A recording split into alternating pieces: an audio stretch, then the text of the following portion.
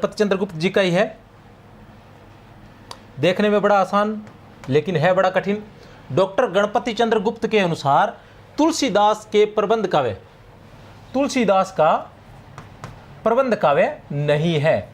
Doctor Ganpati Chandragupta के अनुसार तुलसीदास का प्रबंध काव्य नहीं है। बताइए, डॉक्टर गणपति चंद्रगुप्त के अनुसार तुलसीदास का प्रबंध काव्य नहीं है। गणपति चंद्रगुप्त ने, मैं आपको पहले बता चुका हूं कि गणपति चंद्रगुप्त ने तुलसीदास जी की रचनाओं को 3 भागों में बांटा है: प्रबंध काव्य, गीति काव्य और मुक्तक काव्य। प्रबंध काव्य, गीति काव्य और मुक्तक काव्य।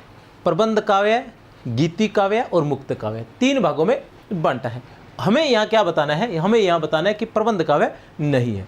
अगर आपको आता है तो बताइए, नहीं तो मैं इसको बड़ी ही आसानी से और ट्रिक के साथ आपको करवा दूंगा। अब देखो, गणपति चंद्रगुप्त के अनुसार तुलसीदास का प्रबंध काव्य नहीं है। उत्तर है विनय पत्रिका। आप कहेंगे विनय पत्रिका कैसे? तो सीधी सीधी बात है कि विनय पत्रिका, अगर हम तुलसीदास जी की रचनाओं की बात करें तो इनकी सबसे महत्वपूर्ण रचना जो रामचरितमानस है, उसके बाद हम बात करें तो विनय पत्रिका का ही नंबर आता है या कवितावली का आता है। तो इनके बारे में हमें अच्छे से जानकारी होनी चाहिए, जैसे विनय पत्रिका है या कवितावली है या फिर रामचरितमानस है। और विनय पत्रिका क्या है? विनय पत्रिका क्या है? गीति काव्य है। क्या है? गीति काव्य है। विनय पत्रिका क्या है? गीति काव्य है। यह प्रबंध काव्य नहीं है। तो सीधे सीधे निकल जाएगा। ऊपर वाली के बारे में हम जानते हैं या नहीं जानते, हमें पता नहीं है। रामचरितमानस के बारे में आपको जानकारी होनी चाहिए कि ये क्या है, ये प्रबंध काव्य है। ठीक है ना? जैसे हम जानते हैं कि कमायनी है प्रबंध काव्य, उसी प्रकार रामचरितमानस। अब पार्वती मंगल, जानकी मंगल के बारे में आप नहीं जानते, कोई समस्या नहीं है, लेकिन विनय पत्रिका के बारे में आपको जानकारी होनी ही चाहिए कि ये क्या है, गीति काव्य। अब मैं आपको गणपति चंद्रगुप्त के अनुसार जो उनकी रचनाएं हैं उनके बारे में थोड़ा सा बता दूं। गणपति चंद्रगुप्त के अनुसार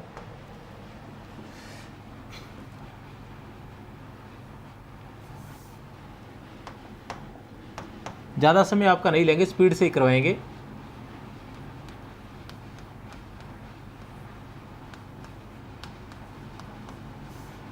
गणपति चंद्र गुप्त के अनुसार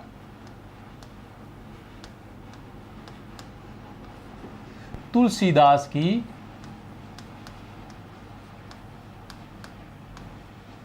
रचनाएं।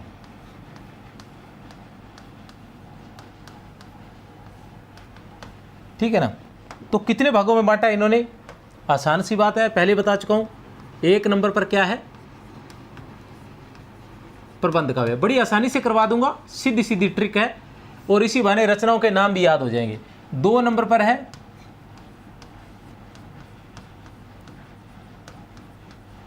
गीति काव्य और 3 पर है मुक्तक काव्य।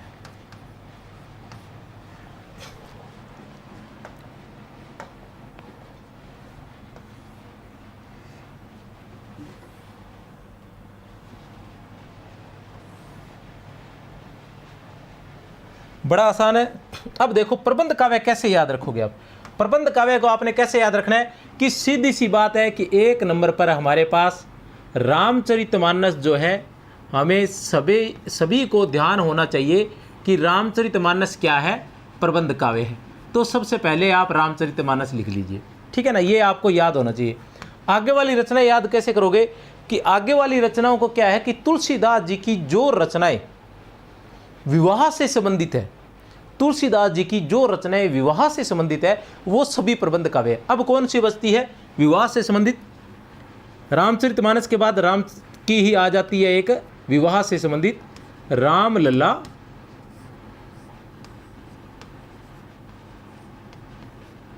नहचू। रामलला नहचू। 3 नंबर पर आ जाती है पार्वती मंगल।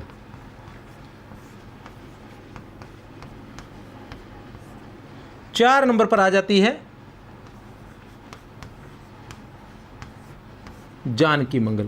तो जिसमें विवाह के गीत गाए गए हैं या जो विवाह से संबंधित रचनाएं हैं वो 3 ही रचनाएं हैं, रामलला नेचू, पार्वती मंगल और जानकी मंगल। इसलिए आपको एक रामचरितमानस तो याद रखना ही रखना है कि ये प्रबंध काव्य है। उसके अलावा आपने को क्या याद रखना है कि रामलला नेचू, पार्वती मंगल और जानकी मंगल। अब बात आती है गीति काव्य की। ये भी बहुत आसान है। कैसे आसान है? गीति काव्य मतलब एक नंबर पर गीतावली। अब गीति काव्य में अगर गीतावली नहीं आएगा तो क्या आएगा? उसका नाम रखने का फायदा ही क्या कि गीतावली। अब गीतावली के साथ साथ जब गीतावली राम की गीतावली आ रही है तो कृष्ण की क्यों नहीं आएगी भैया? उसने ऐसा क्या काम कर दिया? तो साथ साथ में आ जाएगी कृष्ण गीतावली। आ गई ना, दो रचनाएं हो गई। अब मुझे एक बात बताओ कि जब हम अच्छे से पढ़कर गए हैं कि विनय पत्रिका गीति काव्य है, तो सीधा सीधा लिखो ना, विनय पत्रिका के बारे में हमें ज्ञात होना चाहिए कि विनय पत्रिका क्या है? गीति काव्य है। ये लो जी। अब ये मुझे तो लग रहा है कि ये बहुत अच्छी ट्रिक है, जिसे याद करने की जरूरत नहीं है, जिसे समझने की जरूरत है, जिसके रट्टा मारने की जरूरत नहीं है। गीति काव्य मतलब गीतावली और कृष्ण गीतावली। विनय पत्रिका हमें याद ही होनी चाहिए, क्योंकि कुछ ऐसी चीजें होती है जो हमें याद होनी ही चाहिए। ये हम कहते हैं जैसे बहस होता है, तो वो हमें याद होना ही चाहिए। गीतावली, कृष्ण गीतावली और विनय पत्रिका। गीतावली, कृष्ण गीतावली और विनय पत्रिका, ये गीति काव्य है। अब शेष जो बचे हुए हैं वो सारे क्या है? मुक्त काव्य। लेकिन उनको भी मैं याद करवा देता हूँ। बहुत बार रचनाएं हम भूल जाते हैं, मैं खुद ही भूल जाता हूँ, ऐसी कोई बात नहीं है, दिमाग से निकल जाती है। सॉरी। एक नंबर पर हमारे पास आएगी बरवई रामायण। क्या आएगी? बरवई रामायण। ठीक है, बरवई रामायण, बरवई रामायण, बरवई रामायण। अब बरवई के वई से वैराग्य संदीपनी। ठीक है ना, बरवई रामायण और बरवई के वई से वैराग्य संदीपनी। इनके बारे में विस्तार से नहीं बताऊंगा, क्योंकि ज़्यादा हम पढ़ चुके हैं, बार बार पहले क्लास में भी पढ़ चुके हैं, दूसरी में भी पढ़ते रहेंगे इनकी रचनाओं के बारे में। बरवई रामायण, वैराग्य संदीपनी और वैराग्य के रा से रामाज्ञा प्रश्नावली।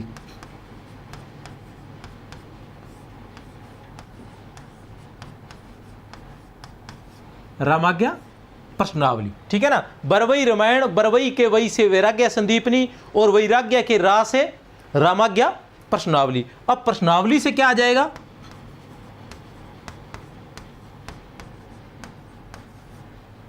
कवितावली। प्रश्नावली से क्या आ जाएगा?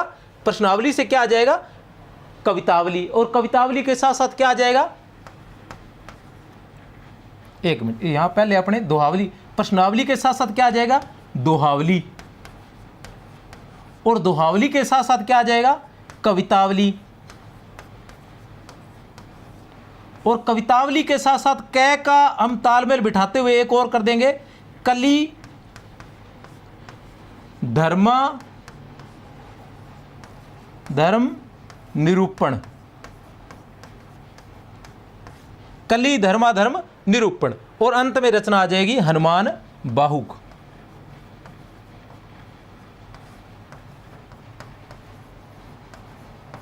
अंत में रचना आ जाएगी हनुमान बाहुक। इस तरह से उन्होंने कुल 12 रचनाएं मानी थी। 4 3 7, अच्छा 14 रचनाएं होगी। ठीक है, 4 3 7 और 14, वैसे 12 मानी जाती है, लेकिन 2 कौन सी एक्स्ट्रा आ गई? 2 ये आ गई। एक तो हनुमान बाहुक को कवितावली के अंतर्गत माना जाता है, इसलिए ये आ गई एक एक्स्ट्रा। और एक जो है कली धर्माधर्म निरूपण। ये दोनों जो रचनाएं हैं, ये दोनों एक्स्ट्रा रचनाएं हैं। वैसे बाकी 12 रचनाएं सभी जो है लगभग ये 12 रचनाएं मानते हैं। कौन कौन सी आ जाती है? ये रामचरितमानस, रामलला, नेचू, पार्वती मंगल, जानकी मंगल, ये सभी मानते हैं। गीतावली, कृष्ण गीतावली, विनय पत्रिका, ये भी सभी मानते हैं। बरवे रामायण, वैराग्य संदीपनी, रामाज्ञा प्रश्नावली, दोहावली, कवितावली, यहाँ तक सभी मानते हैं। कली धर्म निरूपण और हनुमान बाहुक, इनको बहुत कम, कुछ कली धर्म निरूपण को मानते हैं, कुछ हनुमान बाहुक को, पर अधिकतर 12 को ही मानते हैं। आचार्य रामचंद्र शुक्ल ने भी 12 ही रचनाएं मानी है। ये एक्स्ट्रा रचना है कली धर्म निरूपण और हनुमान बाहुक। कुल रचनाएं इन्होंने मानी है 14 रचनाएं मानी है। 4 प्रबंध काव्य है, 3 गीति काव्य है और 7 जो है वो मुक्तक काव्य है। मुझे उम्मीद है कि याद हो गया होगा। ठीक है ना। प्रश्न संख्या 2, ये कहां से लिया गया है ये भी मैं आपको बता दूं। ये लिया गया है हिंदी साहित्य का वैज्ञानिक इतिहास खंड 1 पृष्ठ संख्या 221। हिंदी साहित्य का वैज्ञानिक इतिहास प्रथम खंड पृष्ठ संख्या 221।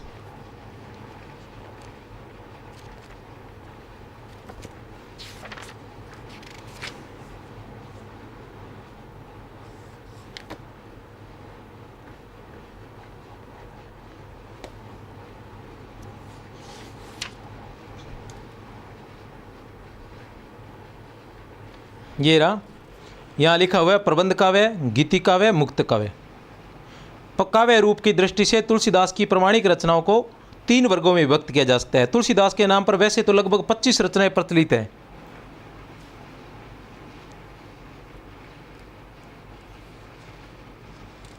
ये स्पष्ट लिखते हैं, जो बात मैं बोल रहा हूं वही ये स्पष्ट लिख रहे हैं। थोड़ा सा और बता दूं, आपके थोड़ा कहानी समझ में आ जाएगी। तुलसीदास जी के नाम पर वैसे तो लगभग 25 रचनाएं प्रचलित है, किंतु उनके द्वारा रचित वास्तविक ग्रंथ ये 12 ही माने जाते हैं। ये भी 12 ही मान रहे हैं, ठीक है ना। जो मैंने पहले 12 बताया है वो 12 ही माने जाते हैं। आगे वो 12 रचनाओं के नाम लेने के बाद वो क्या लिखते हैं, इनके अतिरिक्त इनकी 2 प्रमाणिक रचनाएं और मानी जाती है। भी मानने तो 12 जाते हैं, गणपति चंद्रगुप्त कहते हैं कि मानने तो 12 जाते हैं, लेकिन इनके अलावा भी 2 इनकी प्रमाणिक रचनाएं और मानी जाती है। वो कौन सी बता रहे हैं, वो हनुमान बहुक एवं कली धर्माधर्म निरूपण। ये इसमें लिखा हुआ है, मैं नहीं बता रहा हूं, ठीक है ना। हनुमान बहुक एवं कली धर्माधर्म निरूपण, इनमें से हनुमान बहुक को तो कवितावली के अंतर्गत ही सम्मिलित कर लिया जाता है, ठीक है ना। इनमें से हनुमान बहुक को तो कवितावली के अंतर्गत ही सम्मिलित कर लिया जाता है, जबकि दूसरी रचना को डॉक्टर रामकुमार वर्मा तथा कुछ अन्य विद्वान ही प्रमाणिक मानते हैं। डॉक्टर रामकुमार वर्मा तथा कुछ अन्य विद्वान ही प्रमाणिक मानते हैं। काव्य रूप की दृष्टि से तुलसीदास की प्रमाणिक रचनाओं को 3 वर्गों में विभक्त किया जा सकता है, वो मैंने आप सभी के सामने बता दिया है। ये है इनका गणपति चंद्रगुप्त का हिंदी साहित्य का इतिहास। आगे देखते हैं प्रश्न संख्या 2, गुरु से अनुशासन संबंधी। अगर आपने चैनल को सब्सक्राइब नहीं किया है तो कर लीजिए। आगे जो है अभी थोड़ा सा मैं व्याख्या बता रहा हूँ, और ये व्याख्याएं भी अपने साथ में टाइप करवा लेंगे, साथ साथ में स्पीड से करने का प्रयास करेंगे। इसको भी मैं कोशिश कर रहा हूँ जितना स्पीड से हो सके, लेकिन आने वाली जो क्लासें रहेंगी कुछ एक क्लासों को छोड़कर, मतलब 15 दिन के बाद जो क्लासें होंगी वो बहुत अधिक स्पीड से होगी। हम पूरा काल जो है 300 400% लेकर आएंगे और एक साथ ही रिवीजन करके चले जाएंगे इस तरह से, ठीक है ना।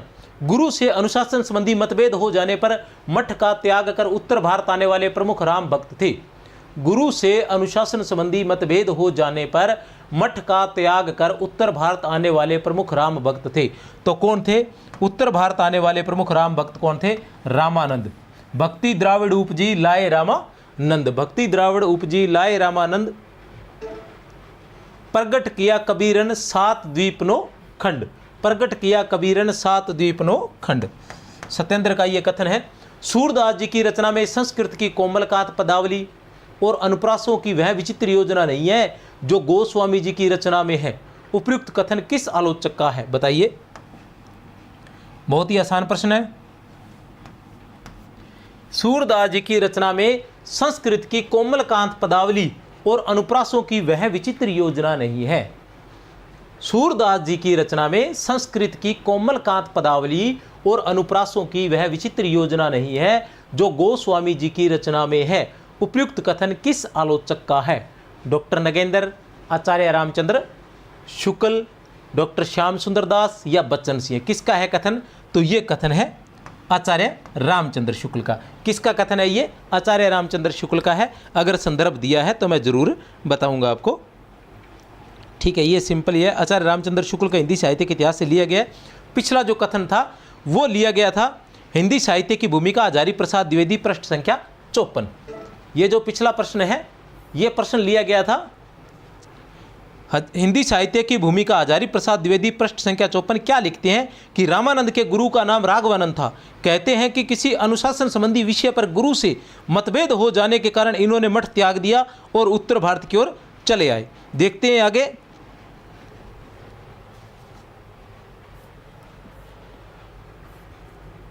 बहुओं की असहाय पीड़ा से मुक्ति प्राप्त करने के लिए तुलसीदास ने कौन सा ग्रंथ लिखा?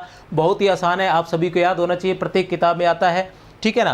तो कहां से? बहुओं की असहाय पीड़ा से मुक्ति प्राप्त करने के लिए तुलसीदास ने कौन सा ग्रंथ लिखा था? तो कौन सा ग्रंथ लिखा था? हनुमान बहुक लिखा था। कौन सा ग्रंथ लिखा था? हनुमान बहुक। बुद्ध देव के बाद भारत में सबसे बड़े लोकनायक तुलसीदास थे।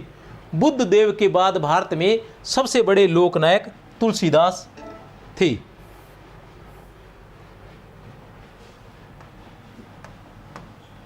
हनुमान बाहुक। बुद्ध देव के बाद भारत में सबसे बड़े लोकनायक तुलसीदास थे। उपयुक्त कथन किसका है? तो उपयुक्त कथन, लोकनायक शब्द का प्रयोग अधिकतर किसने किया है? ये सिर्फ बुद्ध देव के बाद इसी कथन में जॉर्ज ग्रियर्सन ने किया है, उसके अलावा अधिकतर जगह हजारी प्रसाद द्विवेदी ने किया है।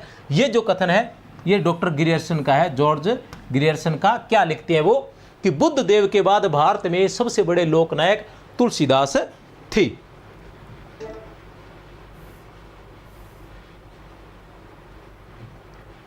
भारतवर्ष का लोकनायक वही हो सकता है।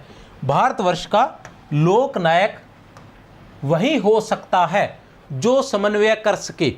बुद्ध देव समन्वयकारी थे, गीता में समन्वयकारी चेष्टा है और तुलसीदास भी समन्वयकारी थे। भारतवर्ष का लोकनायक वही हो सकता है जो समन्वय कर सके। बुद्ध देव समन्वयकारी थे, गीता में समन्वयकारी चेष्टा है और तुलसीदास भी समन्वयकारी थे। उपयुक्त कथन किसका है? बहुत ही आसान है। किसका है? हजारी प्रसाद द्विवेदी का है। ये समन्वयकारी शब्द जहां भी आए अधिकतर हमारे हजारी प्रसाद द्विवेदी ही मिलेंगे, ठीक है ना। और लोकनायक जिस शब्द की बात कर रहा था वो देखो यहां भी है, भारतवर्ष का लोकनायक, कि भारतवर्ष का लोकनायक, ठीक है ना। बुद्ध देव के बाद भारतवर्ष का, भारत का सबसे बड़ा लोकनायक बुद्ध देव के बाद, ठीक है ना। सबसे बड़ा लोकनायक किसने कहा था? जॉर्ज ग्रियर्सन ने। भारतवर्ष का लोकनायक हजारी प्रसाद द्विवेदी ने किया था, कहा था। कहाँ से लिया गया ये प्रश्न? ये प्रश्न लिया गया है हिंदी साहित्य की भूमिका, हजारी प्रसाद द्विवेदी, पृष्ठ संख्या 98 से ये प्रश्न लिया गया है। पहले जो बात था, बुद्ध देव के बाद भारत में सबसे बड़े लोकनायक, बुद्ध देव के बाद भारत में सबसे बड़े लोकनायक तुलसीदास थे, वह भी हजारी प्रसाद द्विवेदी की भूमिका से ही लिया गया है, ठीक है। आज का उत्तर भारत, आज का उत्तर भारत तुलसीदास जी का रचा हुआ है, वहीं इसके मेरुदंड है। बहुत ही महत्वपूर्ण कथन है, बताइए। आज का उत्तर भारत, आज का उत्तर भारत तुलसीदास का रचा हुआ है, वहीं इसके मेरुदंड है। उपयुक्त कथन किस आलोचक का है? तो किस आलोचक का है? हजारी प्रसाद द्विवेदी का है। यह भी हजारी प्रसाद द्विवेदी की जो हिंदी साहित्य की भूमिका है वहीं से लिया गया है। मैंने आपसे वादा किया था कि हजारी प्रसाद द्विवेदी, बच्चन सिंह जी, रामकुमार वर्मा जी और गणपति चंद्र गुप्त, शुक्ल, नगेंद्र, इन सभी से। नगेंद्र के जो प्रश्न है उसका मैंने संदर्भ अधिकतर नहीं दिया है, क्योंकि नगेंद्र एज एक गाइड है और उसमें जो साधारणतः जो प्रश्न आते हैं वो सारे के सारे उसमें आपको मिल जाएंगे, तो उनके संदर्भ की जरूरत नहीं रहती, क्योंकि वो प्रश्न हर जगह मिल जाएंगे। नाबादास से संबंधित असंगत कथन है, नाबादास से संबंधित असंगत कथन है, महत्वपूर्ण है। देखिए, नाबादास तुलसीदास के समकालीन राम भक्त कवि थे, एक बात। नाबादास ने 1584 ईस्वी में भक्तमाल की रचना की थी, दो बात। भक्तमाल में 200 भक्तों का परिचय 316 छप्पियों में दिया गया है, तीन बात। नाबादास रामानंद के शिष्य थे, चार बात। अब चलते हैं एक नंबर से। नाबादास तुलसीदास के समकालीन राम भक्त थे, बिल्कुल सही है। इनके बारे में मैं प्रसंग इसी की जो पहली कड़ी थी उसमें बता चुका हूं कि किस प्रकार जो है नाबादास जी तुलसीदास जी से मिलने गए थे और वो लेखन कार्य से संबंधित या भक्ति में लीन होने के कारण वो उनसे मिल नहीं पाए थे और नाबादास जी नाराज होकर वहाँ से चले आए थे। और वापस तुलसीदास जी ने सोचा कि कहीं वह इसे मेरा अहंकार न समझ ले, इसलिए तुलसीदास जी पीछे पीछे चले आए थे। जब वो नाबादास जी के पहुँचे तो नाबादास जी कोई सत्संग आदि कर रहे थे और उन्होंने किसी का भंडारा लगा रखा था किसी प्रकार का, उस भंडारे में वो सभी को जो है भोजन वितरित कर रहे थे। उसी दौरान तुलसीदास जी भी वहाँ जा बैठते हैं, इनको कोई बर्तन नहीं मिलता तो ये एक संत की जुत्ती उठा लेते हैं और उसी में वो जो खीर बांट रहे होते हैं वो खीर लेने लगते हैं। तब उनसे पूछा जाता है कि क्या ये सही है पात्र? तब वो कहते हैं इससे बढ़कर मेरे लिए और क्या पात्र हो सकता है। तब नाबादास जी की जो नाराज़गी है वो दूर हो जाती है और दोनों एक दूसरे के गले मिलते हैं, ये प्रसंग है। और इससे संबंधित दो पद भी आते हैं, वो मैं पहले बता चुका हूँ कि सरस कुटिल इस तरह से है। एक में तो वो कहते हैं कि कुटिल काल के अंदर कुटिल व्यक्ति ने जन्म लिया। जब यहाँ से वापस जाते हैं तब तो वो ये कहते हैं कि काल इस मतलब क्या बताए, कलयुग में कुटिल व्यक्ति ने जन्म लिया है, ठीक है ना, जिसका नाम तुलसीदास है। और दूसरी तरफ वो कहते हैं कि इस कलयुग के अंदर वाल्मीकि अवतार के रूप में तुलसीदास जी ने जन्म लिया है। तो दोनों बातों में फिर फर्क आ जाता है। ये दोनों कथन है जो अक्सर पूछे जाते हैं प्रमाणिक हिंदी साहित्य के इतिहास ग्रंथों में, ये दोनों जो पद है ये मिल जाते हैं। इससे संबंधित मैं पिछली क्लास में करवा चुका हूँ। तो नाभादास तुलसीदास जी के समकालीन राम भक्त थे, बिल्कुल सही है। नाभादास ने 1584 ईस्वी में भक्तमाल की रचना की थी।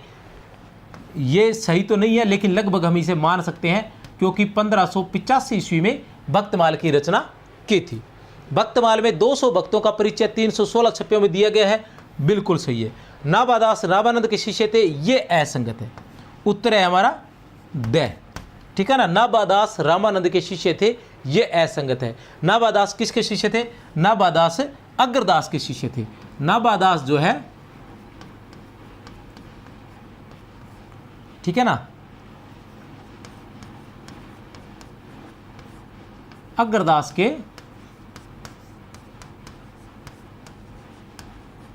शिष्य थे। नाभादास किसके शिष्य थे? अग्रदास के। अग्रदास कौन से? जिन्होंने राम भक्ति में रसिक काव्य की मतलब रसिक काव्य के प्रवर्तक कह सकते हैं, रसिक काव्य का प्रारंभ करने वाले हम अग्रदास जी को मान सकते हैं, जिन्होंने अष्टयाम लिखा था और जिनके आधार पर ही नाभादास जी ने 2 अष्टयाम की रचना की थी, एक अवधि में एक ब्रज में, ठीक है ना। तो देखते हैं आगे। हाँ, नाभादास की बात कर रहा था। तो नाभादास की जो रचनाएं हैं, आचार्य शुक्ल के अनुसार 1585 में हुई थी इसकी रचना। आचार्य शुक्ल के अनुसार इसकी रचना 1585 में हुई थी भक्तमाल की, लेकिन डॉक्टर नगेंद्र का जो हिंदी साहित्य का इतिहास है उसमें इसकी रचना जो है 1596 ईस्वी दी गई है। तो यहाँ कहीं न कहीं कन्फ्यूजिंग हो सकता है, आप थोड़ा देख लेना भैया, ठीक है ना। वैसे ये पूछा नहीं जाएगा, पूछा जाएगा तो डिलीट ही होगा, ठीक है ना। आचार्य शुक्ल के अनुसार 1585 ईस्वी दी गई है और डॉक्टर नगेंद्र में इसकी जो रचना है वो 1596 ईस्वी दी गई है। डॉक्टर नगेंद्र के हिंदी साहित्य के इतिहास में इसकी रचना जो कब दी गई है? 1596 ईस्वी दी गई है।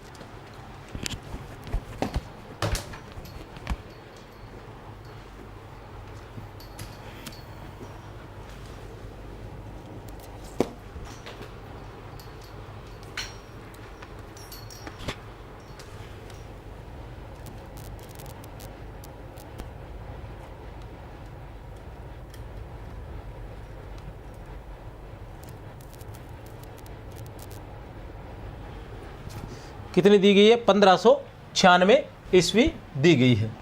देखते हैं आगे। ये थोड़ी सी जानकारी है, देनी पड़ेगी, कोई समस्या नहीं है। संकुल मार्गदर्शन अपनी किताब है, 7200 वस्तुनिष्ठ प्रश्न है। हिंदी व्याख्याता के लिए प्रत्येक जो टॉपिक है इसी प्रकार की 8000 वस्तुनिष्ठ प्रश्न अपने वरिष्ठ अध्यापक की भी है, ठीक है ना। इसके अंदर प्रत्येक टॉपिक का प्रारंभ में सारांश दिया गया है और बाद में प्रश्नोत्तर दिए गए हैं व्याख्या सहित। आप चाहें तो जाकर देख सकते हैं और देखकर फिर इसको खरीद सकते हैं। और 7200 नहीं 10,000 प्रश्न मैं यहाँ करवाऊँगा। उसके अलावा ये व्याख्याता टेस्ट सीरीज है, 150 वीडियो है केवल 149 में। वरिष्ठ अध्यापक की टेस्ट सीरीज है, 150 वीडियो केवल 149 में। डॉक्टर नगेंद्र का हिंदी साहित्य का इतिहास, आचार्य शुक्ल का हिंदी साहित्य का इतिहास, 50-50 वीडियो रहेंगे केवल 149 रुपये में। तो आप ले सकते हैं, ये बहुत ही महत्वपूर्ण है। सभी जो वीडियोज है वो इसी प्रकार की हैं। अगर ये पसंद आ रहा है तो आप खरीद सकते हैं, अगर ये क्लास पसंद नहीं आ रही है तो आप न खरीदें, ठीक है। ये लोकमंगल की साधनावस्था के कवि थे। ये लोकमंगल की साधनावस्था के कवि हैं। रूपकों का जैसा निर्वाह तुलसी ने किया है किसी अन्य ने नहीं। मानस में ज्ञान भक्ति के विवेचन में लंबा सांग रूप प्रस्तुत किया है। उपयुक्त कथन किसका है? तो सीधी सी बात है, आसान सा, कि आचार्य तुलसीदास को लोकमंगल की साधनावस्था का कवि किसने कहा है? तुलसीदास को लोकमंगल की साधनावस्था का कवि किसने कहा है? तो सीधा सीधा आता है, आचार्य रामचंद्र शुक्ल ने कहा है। किसने कहा है? आचार्य रामचंद्र शुक्ल ने कहा है। कली कुलिस जीव निस्तार हित वाल्मीकि तुलसी भयो। कली कुलिस ये वो वाली बात आ गई जो मैं आपको बता रहा था। कली कुलिस जीव निस्तार हित वाल्मीकि तुलसी भयो। उक्ति किस कवि द्वारा रचित है? तो ये उक्ति किस कवि द्वारा रचित है? ठीक है ना। कली कुलिस जीव निस्तार हित वाल्मीकि तुलसी भयो, तो किसकी है? ये बहुत ही महत्वपूर्ण है, परीक्षाओं में पूछी जा सकती है और शायद जहाँ तक मुझे याद है पूछी भी गई है। ये है नाभादास की। किसकी है ये? नाबा दास की है। किसकी है? नाबा दास की ये पंक्ति है। ये किस लिए है? ये बाद की पंक्ति है। ये क्या है? बाद की पंक्ति है। बाद की कब? जब वो जाकर आते हैं और तुलसीदास जी को समझ जाते हैं, उसके बाद की पंक्ति है। उससे पहले की क्या पंक्ति है मैं बताता हूं कि नाबा दास ने पहले चिढ़कर ये पंक्ति लिखी थी। पहले जब नाबा दास जी तुलसीदास जी से मिलने जाते हैं, नाबा दास जी तुलसीदास जी से मिलने जाते हैं और तुलसीदास किसी कारणवश उनसे नहीं मिल पाते हैं, तब वो आकर चिढ़कर ये पंक्ति लिखते हैं, कली कुटिल जीव तुलसी भय वाल्मीकि अवतार धरी। कली कुटिल कि कलयुग के अंदर कुटिल जीव, कलयुग में, इस कलयुग में कुटिल जीव तुलसीदास वाल्मीकि का अवतार धरकर जन्म लिया। भी वो अपने आप को वाल्मीकि है, तो वो कुटिल जीव, लेकिन इस बार वाल्मीकि का अवतार धर के वो पैदा हुआ है। लेकिन बाद में तुलसीदास के स्वभाव से प्रसन्न होकर उन्होंने लिखा कि कली कुलिस जीव निस्तार, कि कलयुग के अंदर कुलिस कुटिल जो जीव है उनके निस्तार के लिए, जो कुटिल जीव है उनका उद्धार करने के लिए ही तुलसीदास जी ने वाल्मीकि का रूप धर के अवतार लिया है, या वाल्मीकि के रूप में अवतार लिया है। ये अंतर उन दोनों में है। ये दोनों आपने याद रखना है कि कली कुटिल जीव तुलसी भरे वाल्मीकि अवतार धरी। ठीक है ना, ये ध्यान रख लेना दोनों पंक्तियां। ये प्रश्न जो है यूपीपीएससी में पूछा गया है 2021 में, यूपीपीएससी में 2021 में पूछा गया है।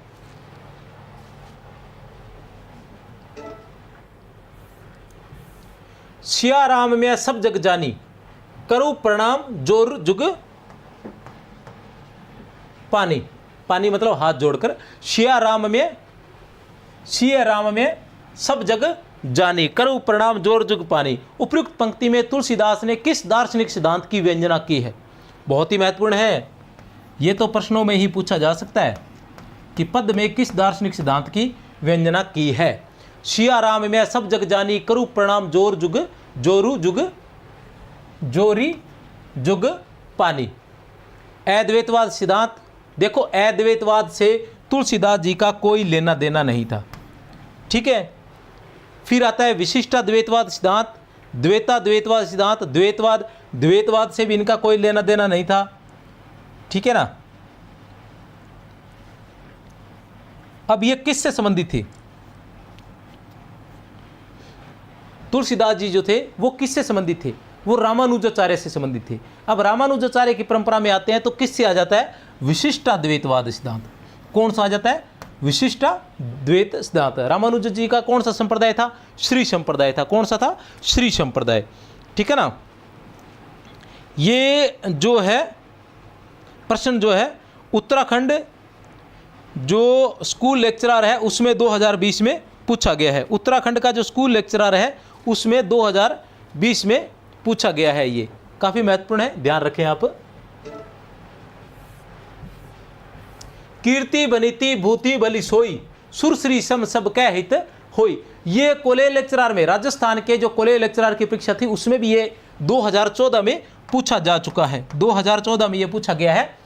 और ये किसकी पंक्तियां हैं? तो बहुत ही आसान है, तुलसीदास जी की। तो 2014 तक तो ऐसे प्रश्न भी पूछे जाते थे, लेकिन कुछ जगह ऐसे प्रश्न अब भी पूछे जा सकते हैं। वैसे ये जो उत्तराखंड का स्कूल लेक्चरर का पेपर था 2021 में पूछा गया है। 2021 में सच पूछा जाए तो मध्य युग में, सच पूछा जाए तो मध्य युग की समग्र स्वाधीन चिंता गुरु रामानंद ही थे। सच पूछा जाए तो मध्य युग की समग्र स्वाधीन चिंता के गुरु रामानंद ही थे। कथन किसका है? सच पूछा जाए तो मध्य युग की समग्र स्वाधीन चिंता गुरु रामानंद ही थे। ए बैस है या फिर दे, तो कौन है?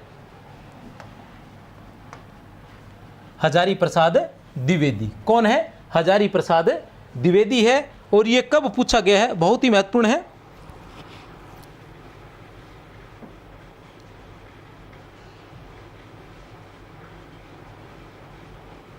असिस्टेंट प्रोफेसर राजस्थान का आरपीएससी असिस्टेंट प्रोफेसर 2020 में ये प्रश्न पूछा गया है।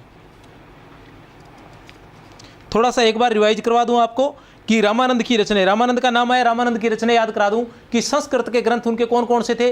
2 उनके संस्कृत के ग्रंथ थे कि वैष्णव मतावज भास्कर और रामार्चन पद्धति, वैष्णव मतावज भास्कर और रामार्चन पद्धति। उसके अलावा सांप्रदायिक झगड़ों के कारण ब्रह्म सूत्रों पर लिखे गए उनके 2 ग्रंथ थे। सांप्रदायिक झगड़ों के कारण ब्रह्म सूत्रों पर लिखे गए उनके 2 ग्रंथ भी थे, आनंद भाष्य और भगवत गीता भाष्य, आनंद भाष्य और भगवत गीता भाष्य। और क्या था वो? रामानुज की परंपरा से रामानंद की परंपरा को अलग करने के लिए, रामानुज की परंपरा से रामानंद की परंपरा को अलग करने के लिए जो लिखा गया ग्रंथ था वो था वेदांत भाष्य। और 2 रद्दी ग्रंथ जिन्हें शुक्ल कहते हैं कि ये जो रद्दी ग्रंथ उनके नाम पर लिखे गए रद्दी ग्रंथ है, रद्दी ग्रंथ की संज्ञा किसने दी है? तो आचार्य शुक्ल ने दी है। वो कौन कौन से हैं? राम रक्षा स्तोत्र और क्या नाम है, योग चिंतामणि। राम रक्षा स्तोत्र और योग चिंतामणि, इन 2 ग्रंथों को आचार्य शुक्ल ने रद्दी ग्रंथों की जो संज्ञा दी है। आलवार भक्त संतों के विषय में कौन सा तथ्य गलत है? आलवार भक्त या संतों के विषय में कौन सा तथ्य गलत है? ये सुदूर दक्षिण के वैष्णव भक्त थे, इनकी संख्या 12 थी, ये सभी उच्च वर्ण जाति के थे। आलवारों में अंडाल नाम की एक महिला भक्त भी थी, अंडाल जिससे मीरा की तुलना की जाती है, ठीक है ना। ये सुदूर दक्षिण के वैष्णव भक्त थे, दक्षिण के वैष्णव भक्त थे, बिल्कुल सही है। आलवार और न्यानमार, ठीक है ना, आलवार और न्यानमार, आलवार वैष्णव थे और न्यानमार जो थे वो शैव थे। इनकी संख्या 12 थी, बिल्कुल सही है। आलवारों की संख्या कितनी थी? 12 थी। ये सभी उच्च वर्ण जाति के थे? नहीं, ये सभी उच्च वर्ण जाति के नहीं थे, ये सभी जातियों के थे। तो उत्तर है हमारा स। उत्तर हमारा क्या है? उत्तर है हमारा स। उत्तर क्या है? उत्तर स है। ये सभी उच्च वर्ण जाति के थे? नहीं, ये सभी जातियों से थी। आलवारों में अंडाल नाम की एक महिला थी, ये भी बिल्कुल सही है।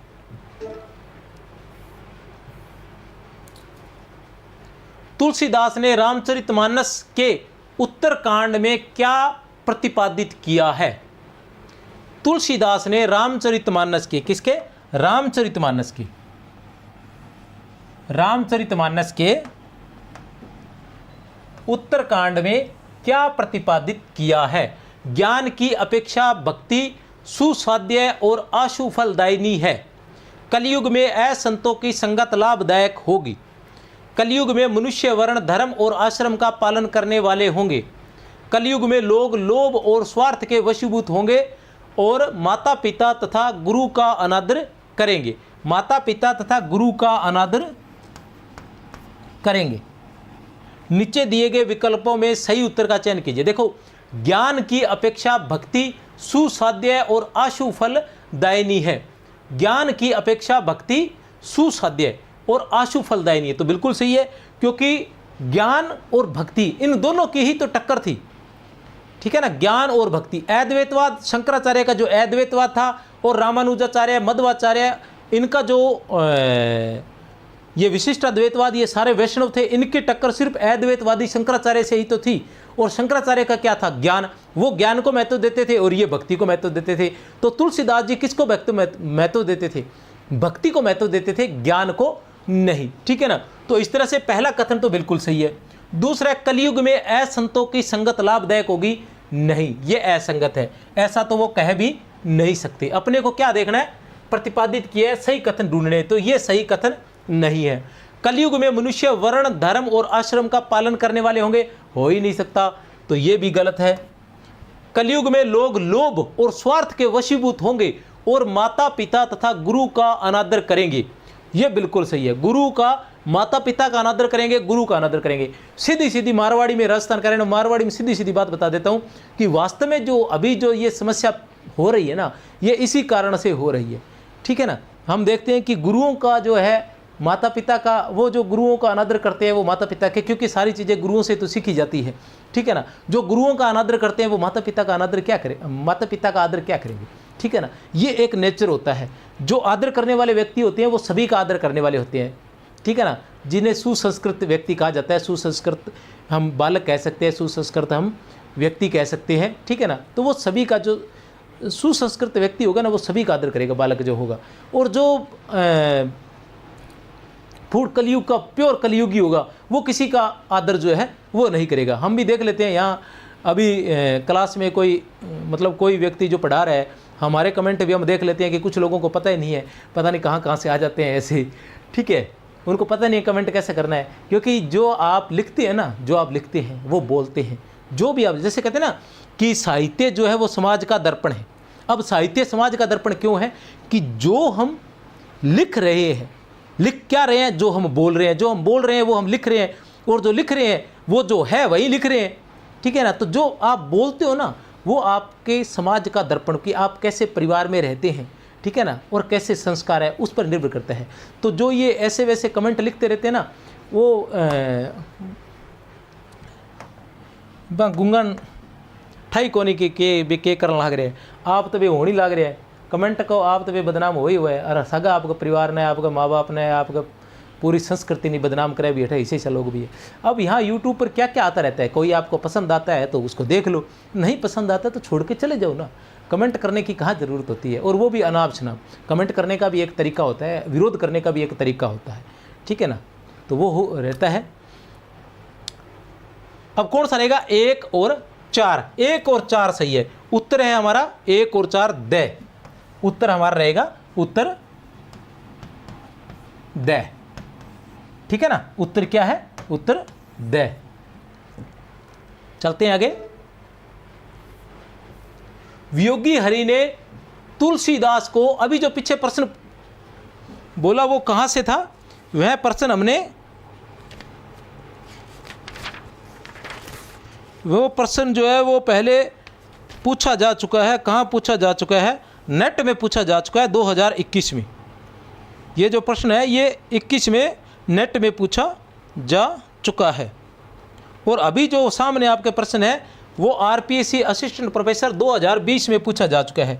आरपीएससी असिस्टेंट प्रोफेसर 2020 में ये पूछा जा चुका है कि वियोगी हरि ने तुलसीदास को किस संप्रदाय में परिगणित माना है।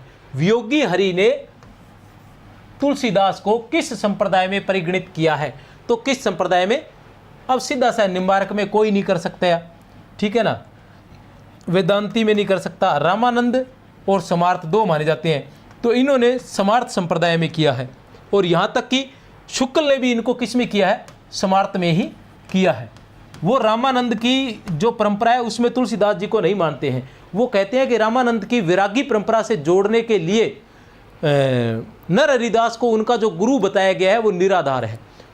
आचार्य शुक्ल जो है वो नर हरिदास को तुलसीदास जी का गुरु नहीं मानते हैं। वो कहते हैं कि रामानंद की वैरागी परंपरा से, ठीक है ना, तुलसीदास जी का संबंध जोड़ने के लिए ही नर हरिदास को उनका गुरु बताया गया, लेकिन नहीं है। उनके गुरु जो थे वो कौन थे, शेष सनातन जी ही एकमात्र थे, ऐसा शुक्ल जी कहते हैं। जानत हो हरि रूप चराचर, मैं हठी नैन न लावो, अंजन केस शिखा जुवती तह, लोचन सलभ पठाओ। में रेखांकित अंश को, रेखांकित अंश से असंबंध अर्थ है। क्या है, रेखांकित अंश से असंबंध अर्थ है, मतलब असंगत अर्थ है। अब रेखांकित कौन सा है वो देख लेते हैं। रेखांकित कौन सा है,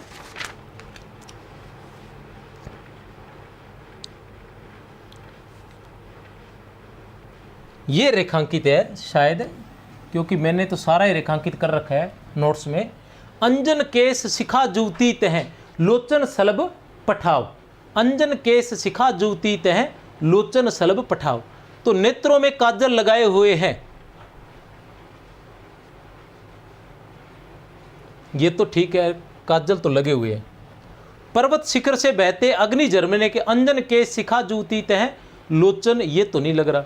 सटकारे काले केश वाली, दीपक की ज्योति के समान कामिनी, अंजन केश शिखा जुवती तह, ये भी हो सकता है। असंबंध अर्थ है। पूरा प्रश्न क्या है,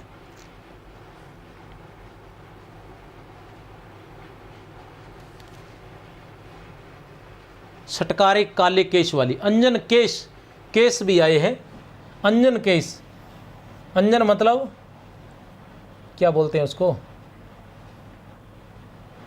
काजल। काजल का मतलब काले हो सकते हैं, काले केस, सटकारे काले केस, ये भी है।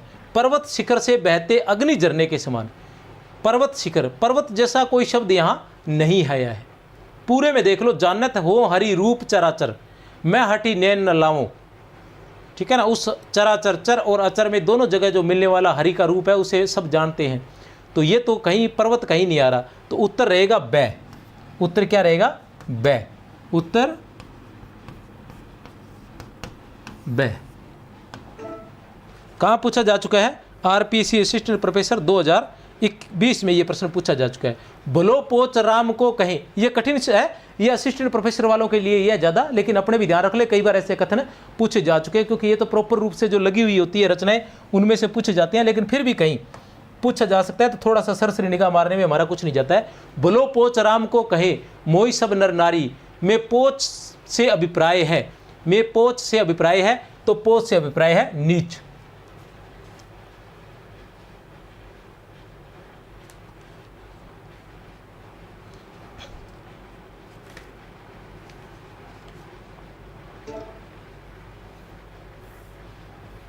गजू उधारी हरि थप्यो, गजू उधारी हरि थप्यो विभीषण, ध्रुव अविचल कबहू भटरे, अम्बरीश की साप सुरती करी, अंजू महामुनि गलानी गरई। में महामुनि से आशय है, तो महामुनि से यहाँ किसका आशय है? महामुनि से यहाँ दुर्वासा से आशय है, दुर्वासा ऋषि से, याद रख लेना। महामुनि से क्या आशय है? दुर्वासा ऋषि से आशय है यहाँ। भक्ति रस का पूर्ण परिपाक जैसा विनय पत्रिका में देखा जाता है वैसा अनंतर नहीं।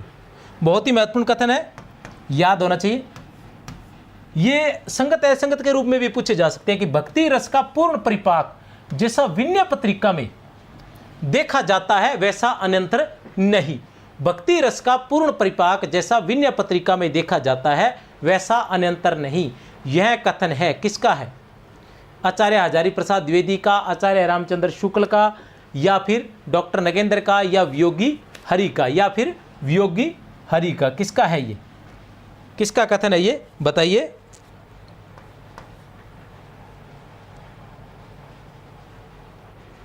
आचार्य रामचंद्र शुक्ल का। तो बहुत ही महत्वपूर्ण कथन है, याद रख लेना भैया, ठीक है ना। उत्तर क्या है? बै। आचार्य रामचंद्र शुक्ल। भक्ति रस का पूर्ण परिपाक जैसा विनय पत्रिका में देखा जाता है वैसा अनंतर नहीं, यह कथन है।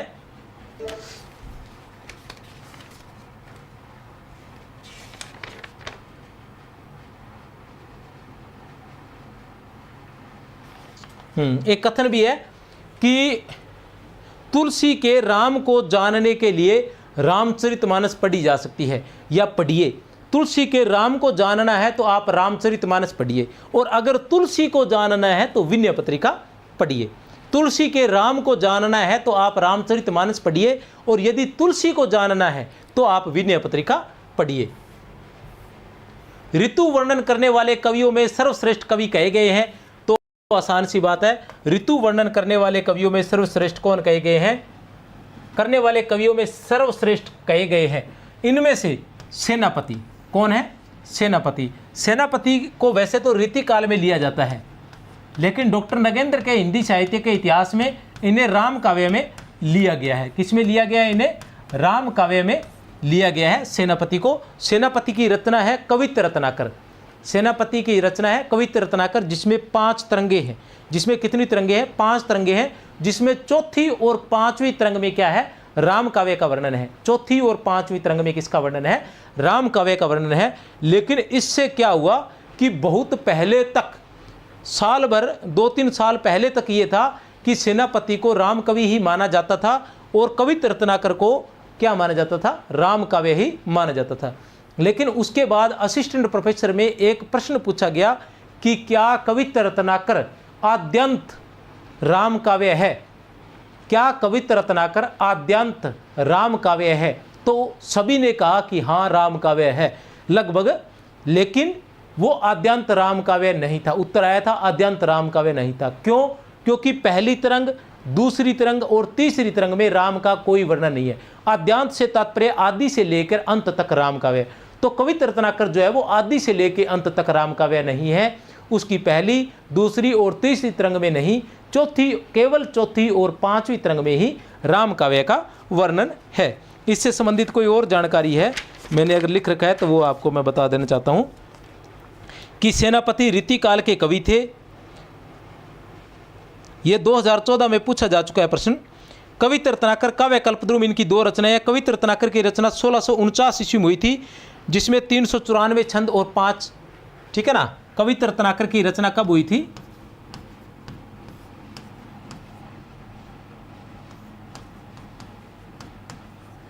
कवित्र रत्नाकर रचना कब हुई थी इसकी?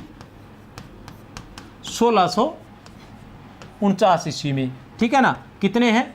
394 छंद है जो 5 तरंगों में है। क्या है? 5 तरंगों में है। जैसे भाग हम बोल देते हैं वैसे ही 5 तरंगों में है। सेनापति को रीतिकाल में प्रकृति चित्रण करने वाले कवियों में सर्वश्रेष्ठ माना जाता है। सेनापति का प्रिय अलंकार श्लेष है, ठीक है ना। डॉक्टर नगेंद्र संपादित हिंदी साहित्य के इतिहास में हम इन्हें राम काव्य में स्थान देते हैं। बहुत ही आसान है और महत्वपूर्ण है। चैनल को सब्सक्राइब नहीं किया है तो सब्सक्राइब कर लेना भैया, और अगर मेहनत पसंद आ रही है तो लाइक और कमेंट भी कर दिया करो साथ साथ में। ऐसे इतने आलसी मत बना करो, ठीक है ना। 2-2 घंटे की, डेढ़ घंटे की क्लास होती है, ठीक है। और आप लोगों का 1 सेकंड का एक कमेंट होता है, वही आप नहीं कर पाते। जो देख रहे हैं कम से कम वो तो करें। भक्ति काल के किस कवि ने संस्कृत को छोड़कर भी संस्कृत की शास्त्रीय परंपरा का निर्वहन किया था?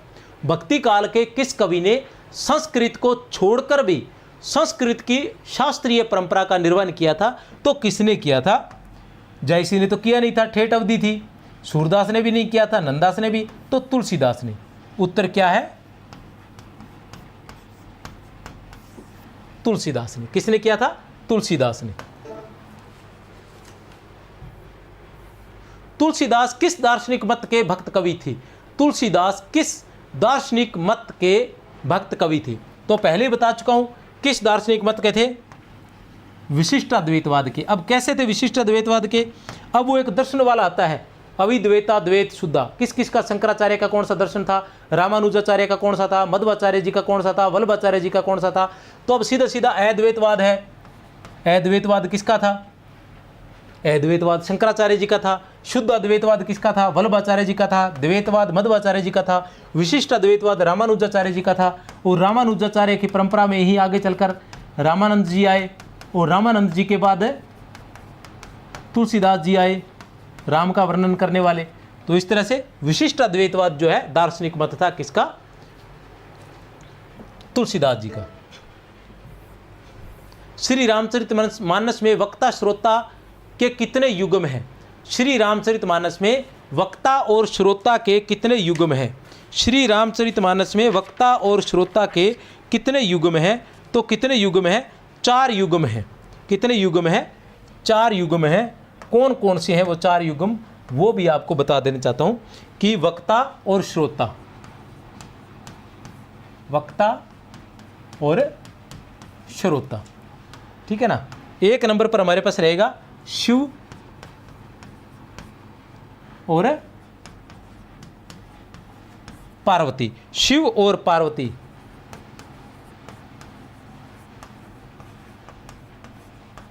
काक बसुंडी और गरुड़। काक बसुंडी और गरुड़। याज्ञवल्क्य, याज्ञवल्क्य और भारद्वाज। याज्ञवल्क्य और भारद्वाज। तुलसीदास और संत समाज, ठीक है ना। ये रहे हैं 4, 1, 2, 3 और 4। शिव और पार्वती संवाद है। काक बसुंडी वक्ता और श्रोता। वक्ता शिव है, श्रोता पार्वती है। फिर काक बसुंडी और गरुड़ है। याज्ञवल्क्य और भारद्वाज है। तुलसीदास और संत समाज है। यह कथन किसका है? बुद्धदेव के बाद भारत में सबसे बड़े लोकनायक तुलसीदास है। ये असाधारण प्रतिभा लेकर उत्पन्न हुए। बुद्धदेव के बाद भारत में सबसे बड़े लोकनायक तुलसीदास है। ये असाधारण प्रतिभा लेकर उत्पन्न हुए थे। किसका कथन है ये? हम जानते हैं अच्छे से। बुद्ध की बात आएगी तो साथ में ग्रियर्सन की बात आएगी। बुद्ध की बात आएगी तो साथ में किसकी बात आएगी? ग्रियर्सन की बात आएगी। ये पीजीटी में प्रश्न पूछा जा चुका है, ठीक है ना।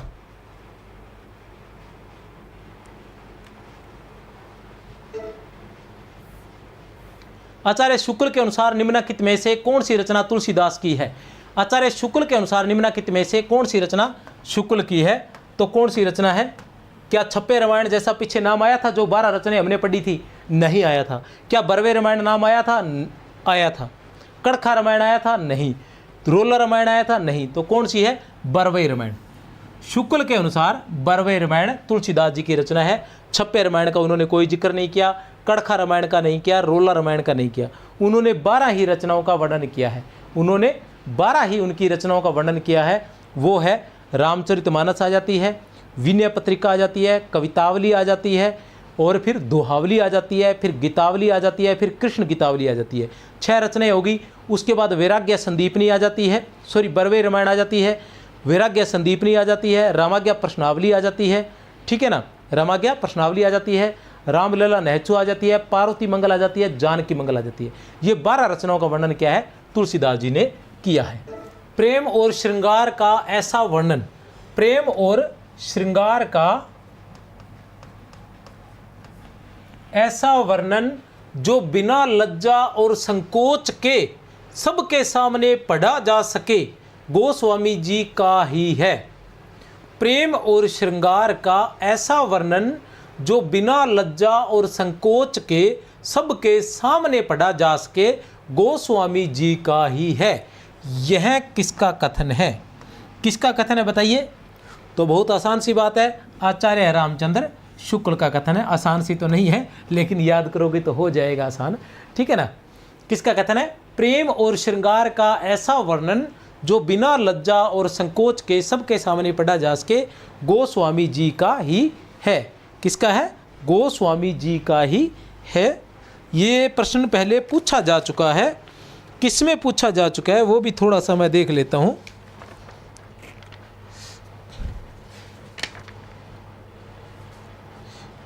पीजीटी में, डीएसएसबी पीजीटी में 2018 में पूछा जा चुका है ये प्रश्न, ठीक है।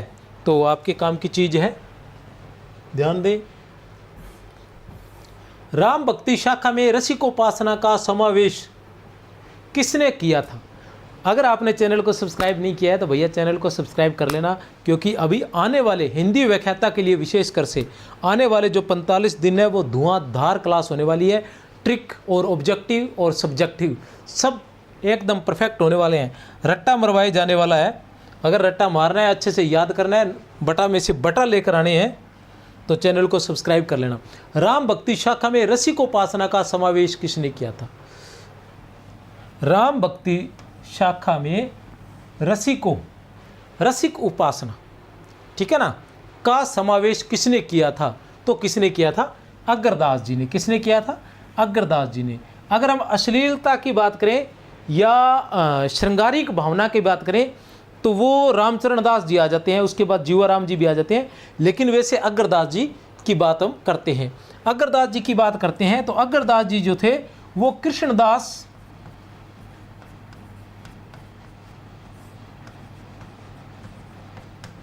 प्याहरि के शिष्य थे, ठीक है ना। कृष्णदास प्याहरि के शिष्य थे। अग्रदास जी की हम बात करते हैं, अग्रदास जी की हम बात करते हैं तो ये नाभादास के गुरु थे। नाभादास के गुरु थे। नाभादास जिन्होंने भक्तमाल की रचना की थी शुक्ल के अनुसार 1585 में, नगेंद्र के अनुसार 1596 में। अग्रदास की हम बात करें तो ये नाभादास के गुरु थे। अग्रदास की हम बात करें तो इन्होंने जानकी जी की सखी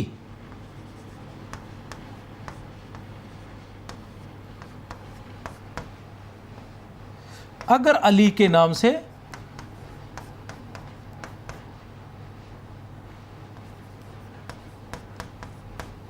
रचनाएं की थी।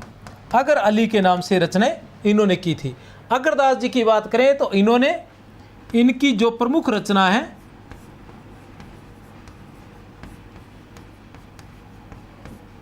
वो है अष्टयाम या रामाष्टयाम। इनकी अगर हम बात करें भाषा की तो इनकी ब्रज भाषा थी।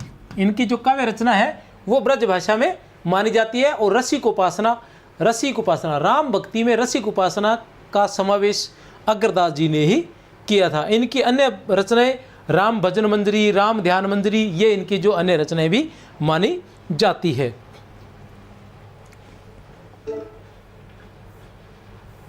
महात्मा बुद्ध के बाद भारत में सबसे बड़े लोकनायक तुलसी हुए हैं। महात्मा बुद्ध के बाद उत्तर भारत में सबसे बड़े लोकनायक, महात्मा बुद्ध के बाद उत्तर भारत में सबसे बड़े लोकनायक तुलसी हुए हैं। यह कथन किस विद्वान का है? तो बार बार बता चुके हैं, जॉर्ज ग्रियर्सन का है। यह कथन जो है किसका है? जॉर्ज ग्रियर्सन का है। विनय पत्रिका में काशी के लिए किसका रूपक वर्णित है? विनय पत्रिका में काशी के लिए किसका रूपक वर्णित है? तो काशी के लिए भी क्या रूपक लिया गया है? तो कामधेनु का। क्या रूपक लिया गया है? कामधेनु का रूपक लिया गया है। विनय पत्रिका के बारे में आगे विस्तार से आएगा, वहां देखेंगे। कैलोग ने, महत्वपूर्ण है, याद रख लेना, कैलोग ने तुलसी की भाषा को क्या कहा है? कैलोग ने तुलसी की भाषा को क्या कहा है? तो पुरानी बेसवाड़ी कहा है। कैलोग ने तुलसी की भाषा को क्या कहा है? तो पुरानी बेसवाड़ी कहा है।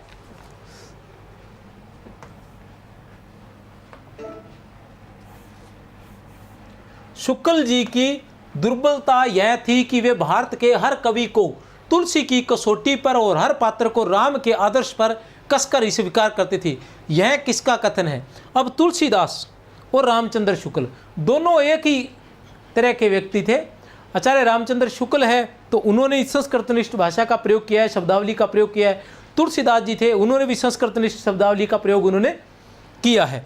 तो हम कह सकते हैं कि जो शुक्ल थे उन्होंने कहीं न कहीं बाकी सभी कवियों के साथ, बहुत अच्छा इतिहास है, प्रमाणिक इतिहास है, मील का पत्थर वही साबित होता है, लेकिन कहीं न कहीं उन्होंने क्या है कि अन्याय ही किया था सभी के साथ। अन्याय का कारण यही था कि उनके दिमाग में कहीं न कहीं तुलसीदास जी बैठ गए थे। अब उन्होंने भाई साहब तुलसीदास जी के अलावा वो सबको तुलसीदास जी के समकक्ष ही देखते थे। अब तुलसीदास जी से जो कमज़ोर पड़ता था उसकी कहीं न कहीं वो निंदा करना शुरू कर देते थे। तो यही डॉक्टर गणपति चंद्र गुप्त, उत्तर है डॉक्टर गणपति चंद्र गुप्त। गणपति चंद्र गुप्त भी यही कहते हैं कि शुक्ल जी की दुर्बलता यह थी कि वे भारत के हर कवि को तुलसी की कसौटी पर और हर पात्र को राम के आदर्श पर कसकर ही स्वीकार करते थे। तो इसी तरह से हम लोग क्या है कि सार्वजनिक रूप से पढ़ने के तरीके, याद करने के तरीके, ठीक है ना, रिवाइज के तरीके और लिखने के तरीके, ये हर तरह से सार्वजनिक रूप से हम करते रहते हैं। किस प्रकार से पढ़ा जा सकता है? तो ऐसा कुछ सार्वजनिक नहीं होता है। प्रत्येक जो विद्यार्थी होता है उसका एक अलग मतलब नेचर रहता है, उसकी एक अलग प्रकृति रहती है। वो अलग तरीके से, उसको अलग तरीके से याद होता है, वो अलग तरीके से याद करता है, उसके पढ़ने के तरीके अलग होते हैं। और जो जिस तरीके में माहिर होता है वो उसी तरीके से पढ़े, उसी तरीके से याद करे तो उसको सफलता आसानी से मिल सकती है। तो वो कहते हैं ना कि जैसे कौआ अगर हंस की चाल चलेगा तो वो न तो हंस रहेगा न कौआ रहेगा, ठीक है ना। तो सबको अपनी अपनी चाल से, अपने अपने तरीके से, अपनी अपनी परिस्थितियों को देखते हुए, बस जो एक कॉमन चीज़ है वो ये है कि मेहनत जो है उसमें कमी नहीं आनी चाहिए। और जो रणनीति है वो वाजिब रहनी चाहिए कि रणनीति ऐसी तैयार करनी चाहिए। और उससे भी बड़ा महत्व है गुरु का। गुरु आपको अच्छा मिलना चाहिए, गुरु जैसा बता रहे हैं उसके अनुसार आप करने का प्रयास करें, ठीक है ना। तो मुझे लग रहा है कि आपको सफलता अवश्य मिलेगी। कौन सी रचना प्रबंध काव्य नहीं है? कौन सी रचना प्रबंध काव्य नहीं है? पहले भी पूछा जा चुका है, अब फिर पूछा जा चुका है। कब पूछा गया है? ये पूछा गया है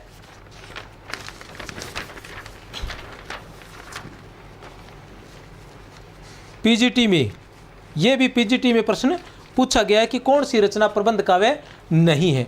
अब सीधी सी बात है, अब चाहे रामचरितमानस के बारे में आपको कुछ पता है नहीं है, पद्मावत के बारे में, कामायनी के बारे में, लेकिन विनय पत्रिका के बारे में आपको 100% पता होना चाहिए कि विनय पत्रिका जो है वो क्या है, वो गीति काव्य है। विनय पत्रिका जो है वो गीति काव्य है, ये आपको अच्छे से पता होना चाहिए। ये प्रबंध काव्य नहीं है। इसका मतलब ये है कि रामचरितमानस भी प्रबंध काव्य है, पद्मावत भी प्रबंध काव्य है और कामायनी भी प्रबंध काव्य है। उत्तर क्या है? उत्तर की हम बात करते हैं तो उत्तर डी है।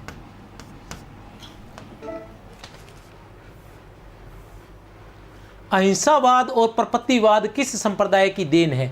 अहिंसावाद और प्रपत्तिवाद किस संप्रदाय की देन है?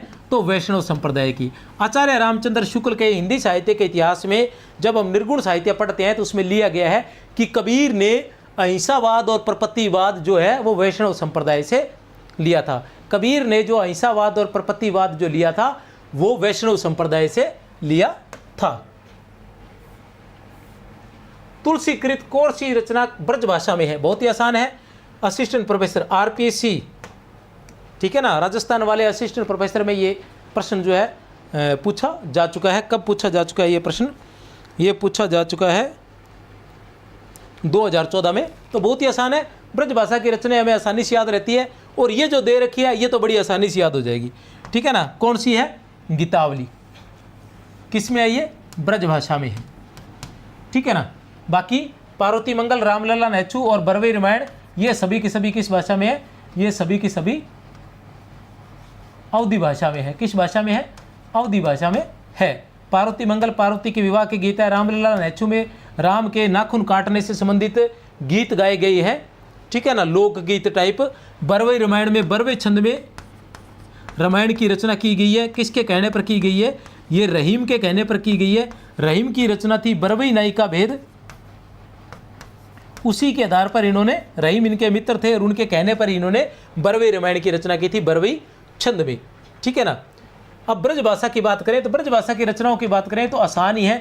1 नंबर पर हमारे सामने पड़ा है गीतावली। अवली वाली सभी रचनाएं ब्रजभाषा में आती है। गीतावली आ जाती है, फिर दोहावली आ जाती है, फिर कवितावली आ जाती है, ठीक है। और उसके अलावा जो अवली में नहीं है वो केवल एक है, विनय पत्रिका। इसके बारे में हमें पता ही होना चाहिए कि इसकी भाषा कौन सी है। जैसे रामचरितमानस की भाषा कौन सी है? अवधी है। उसी तरह से विनय पत्रिका की भाषा भी हमें पता होनी चाहिए कि इसकी कितनी कौन सी भाषा है? ब्रज भाषा है। तो ये है गीतावली, दोहावली, कवितावली, विनय पत्रिका। इसके अलावा एक और है, वो है कृष्ण गीतावली। ये जो गीतावली है, सिर्फ गीतावली है, वो राम की गीतावली है। और कृष्ण गीतावली में कृष्ण का वर्णन है जो वृंदावन की यात्रा पर इन्होंने लिखी थी। गीतावली, कृष्ण गीतावली, दोहावली, कवितावली, विनय पत्रिका, ये, ठीक है ना। तो अवली वाले जो है वो सभी ब्रज भाषा में है, बाकी सभी अवधी में लिखे गए हैं। लेकिन एक नहीं है विनय पत्रिका जो अवली में नहीं है लेकिन वो ब्रज भाषा में लिखा गया है। तो इसके बारे में वैसे ही आपको पता होना चाहिए। ये मोस्ट रचना है, इसके बारे में बहुत अधिक पूछा गया है, बार बार पूछा गया है। जितना आप रामचरितमानस को ध्यान देते हैं उतना ही आप विनय पत्रिका को भी ध्यान दें। अगुनई सगुनई नहीं कुछ भेदा, अगुनई सगुनई नहीं कछु भेदा उक्ति है। किसकी है? तो बहुत ही आसान है, तुलसीदास जी की उक्ति है। ये किसकी उक्ति है? तुलसीदास जी की उक्ति है। इसमें समन्वय की भावना दिखाई देती है और समन्वयकारी तुलसीदास जी के अनुसार, हजारी प्रसाद द्विवेदी के अनुसार समन्वयकारी कौन थे? तुलसीदास जी थे। अग्नि सग्नि नहीं कुछ भेदा, उभ्य हर ही भव संभव खेदा। इसमें अगुण, निर्गुण और सगुण में समन्वय किया गया है। उसी तरह से तुलसीदास जी ने ज्ञान और भक्ति में भी समन्वय किया है। ज्ञान ही भक्ति ऐसे करके कुछ वो बोलते हैं। और उसके अलावा उन्होंने शैव और वैष्णव में भी समन्वय किया। वो कहते हैं शिव द्रोही ममदास कावे, सो नर मोही सपने हो नहीं भावे। इस तरह से उन्हें ग्रस्त और वैराग्य इसमें भी समन्वय करने का प्रयास किया है। तो इसलिए तुलसीदास जी को हजारी प्रसाद द्विवेदी ने समन्वयकारी कहा है। साहित्य को सुरसरिसम सबका हितकारी किसने कहा है? तो आसानी सी बात है, कीर्ति बनीति भीति बल सोई, कीर्ति बनीति भीति बली सोई, सुरसरिसम सबका हित होई। तो तुलसीदास जी की साहित्य रचना का उद्देश्य था कि सबका ही भला हो। तो कौन है? गोस्वामी तुलसीदास। कौन है? गोस्वामी तुलसीदास जी है। टाइम पास नहीं करेंगे, थोड़ा स्पीड से ही करने की कोशिश करेंगे। तुलसीदास को लोकनायक कहने वाले हैं, यहाँ भैया पेज फंस जाएगा, ठीक है ना। ये सिर्फ इसी के अनुसार ही उत्तर हम मानेंगे, यही प्रमाणिक माना जाएगा। तुलसीदास को लोकनायक कहने वाले हैं। रामविलास शर्मा तो बिल्कुल नहीं है, इन्होंने तो जातीय कवि कहा था। रामचंद्र शुक्ल भी नहीं है, इन्होंने बहुत कुछ कहा था। हजारी प्रसाद द्विवेदी और जॉर्ज गिरेसन, इन दोनों ने ही लोकनायक कहा था, इन दोनों ने ही लोकनायक कहा था। लोकनायक वही हो सकता है जो समन्वय कर्ष के हजारी प्रसाद द्विवेदी लिखते हैं, और जॉर्ज गिरेसन बुद्धदेव के बाद भारतवर्ष के सबसे बड़े लोकनायक तुलसीदास ही थे, दोनों ने लोकनायक कहा है। लेकिन आरपीएससी ने ये प्रश्न पूछा गया है, कब पूछा गया है? ये प्रश्न पूछा गया है 2014 में, राजस्थान कॉलेज लेक्चरर भर्ती 2014 में पूछा गया है। और इसका उत्तर क्या माना गया है? इसका उत्तर हजारी प्रसाद द्विवेदी को माना गया है। तो हमें ध्यान रखना है कि लोकनायक किसको कहा गया है। लोकनायक किसने कहा है? हजारी प्रसाद द्विवेदी ने ही कहा है। किसने कहा है? हजारी प्रसाद। मेरे पास जो सूचना है वो यही है, हजारी प्रसाद द्विवेदी ने ही कहा है। इसके अलावा इनको कलिकाल का वाल्मीकि भी कहा है। किसने कहा है? नाभादास ने। नाभादास ने इनको कलिकाल का वाल्मीकि कहा है। उसके अलावा स्मिथ की बात करें तो इन्हें मुगल काल का सबसे महान व्यक्ति कहा है, मुगल काल का सबसे महान व्यक्ति कहा है। जॉर्ज गिरेसन की बात करें तो इन्होंने बुद्धदेव के बाद सबसे बड़ा कवि का लोकनायक कहा है। हजारी प्रसाद द्विवेदी ने इनको समन्वयकारी कहा है। और उसके अलावा आचार्य रामचंद्र शुक्ल की बात करें तो साधनावस्था का कवि भी कहा है। और बहुत कुछ कहा है कि मतलब बहुत सारी बातें हैं इनकी, बड़े बड़े कथन हैं इनके। उसके अलावा हम कहें तो इनको उत्प्रेक्षाओं का बादशाह, उत्प्रेक्षाओं का बादशाह की बात करें तो रामविलास शर्मा की बात करें तो इन्होंने जातीय कवि कहा है। रामविलास शर्मा की हम बात करते हैं तो इन्होंने इसको जातीय कवि कहा है, ठीक है ना। और अमृतलाल नागर की बात करें तो उन्होंने इनको मानस का हंस कहा है। अमृतलाल नागर की बात करते हैं तो उन्होंने इन्हें मानस का हंस कहा है। और बच्चन सिंह की बात करते हैं तो उन्होंने इन्हें रूपकों का बादशाह कहा है। बच्चन सिंह ने रूपकों का बादशाह कहा है। बच्चन सिंह ने इनको रूपकों का बादशाह कहा है। और बात करें उदय भानु सिंह की तो उन्होंने इन्हें उत्प्रेक्षाओं का बादशाह कहा है। उदय भानु सिंह ने इन्हें उत्प्रेक्षाओं का बादशाह कहा है। भिखारी दास ने लिखा है कि तुलसी गंग दोनों भये सुकविन के सरदार, तो सुकविन का सरदार कहा है तुलसीदास को। किसने? भिखारी दास ने। भिखारी दास ने सुकविन का सरदार कहा है। वो क्या कहते हैं कि तुलसी गंग दोनों भये सुकविन के सरदार।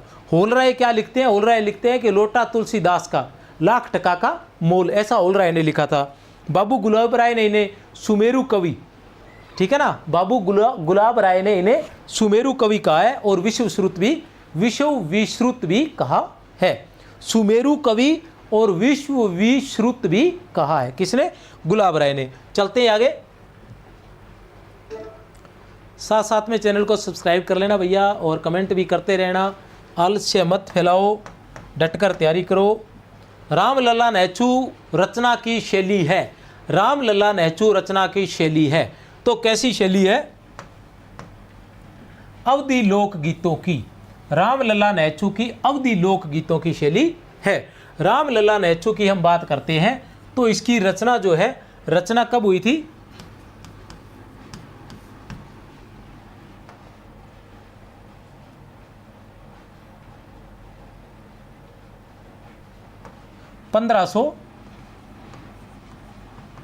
ईस्वी में। रामलला नेचू की हम बात करते हैं तो इसकी रचना कब हुई थी? इसकी रचना 1582 ईस्वी में मानी जाती है। और इसमें क्या है?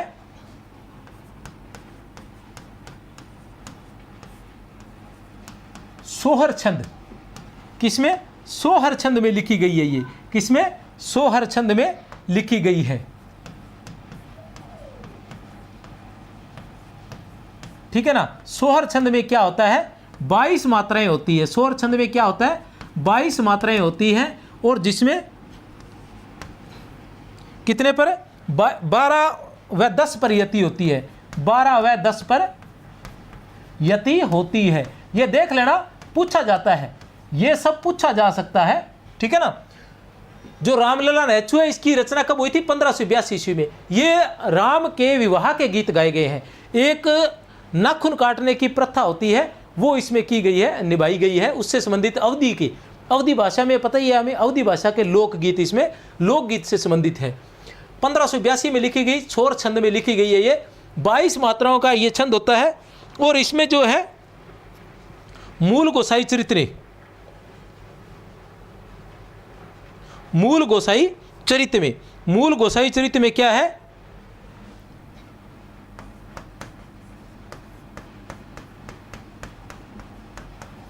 मूल गोसाई चरित्र में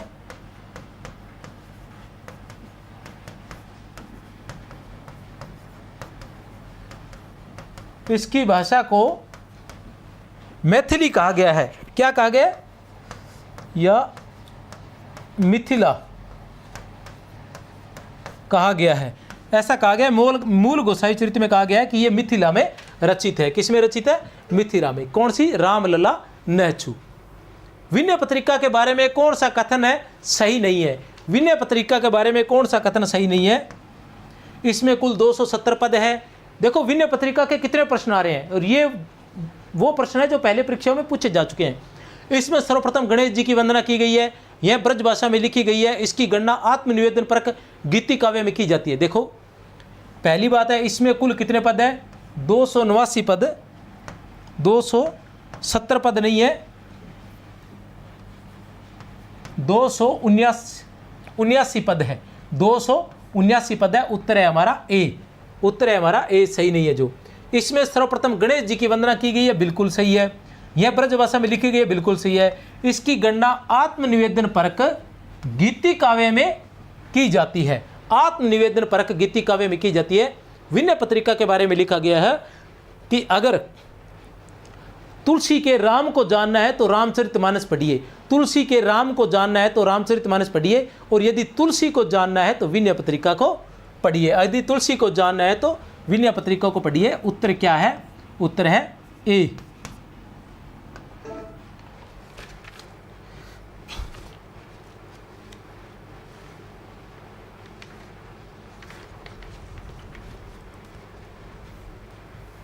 निम्नलिखित तथ्यों को कालक्रम अनुसार लिखिए, निम्नलिखित तथ्यों को कालक्रम अनुसार लिखिए।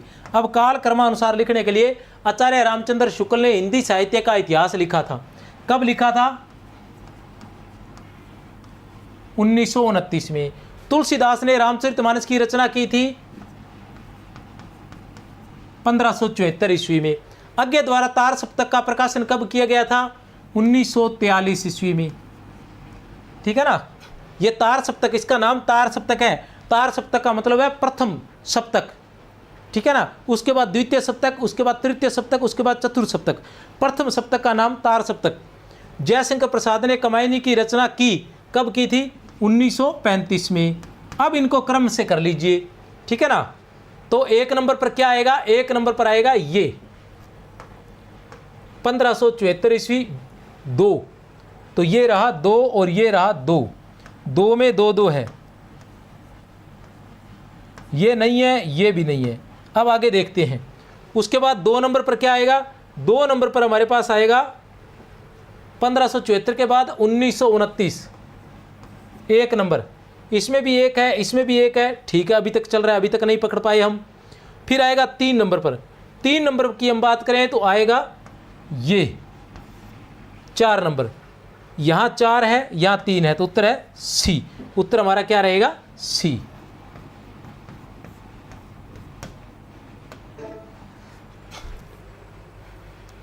अधोलिखित स्थापना ए और तर्क आर पर विचार कीजिए। अधोलिखित स्थापना ए और तर्क आर पर विचार कीजिए। क्या है, तुलसी के मत में क्या कह रहे हैं, तुलसी के मत में देख लें।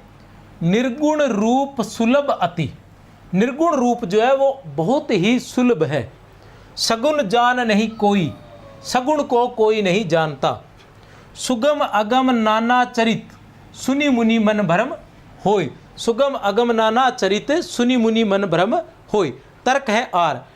पहला क्या है, क्योंकि सगुण आकार की उपासना और अनुभव के दायरे में लाना सहज है। सगुण आकार की उपासना सहज है। देखो सगुण आकार की, और यहाँ क्या कह रहा है, निर्गुण रूप सुलभ है, और यहाँ क्या कह रहा है, सगुण सुलभ है। तो आर जो है वो गलत है, और ए जो है वो सही है। तो ए और आर दोनों सही है? नहीं। ए सही और आर गलत है? बिल्कुल सही है। ए गलत और आर सही है? नहीं। ए और आर दोनों गलत है? नहीं। तो उत्तर है हमारा बी। उत्तर हमारा क्या रहेगा? उत्तर हमारा बी रहेगा। तो ये थे लगभग 100 प्रश्न है राम काव्य से संबंधित। आधे पहले भाग में थे, आधे दूसरे भाग में। अगर आपने चैनल को सब्सक्राइब नहीं किया तो जरूर कर लें।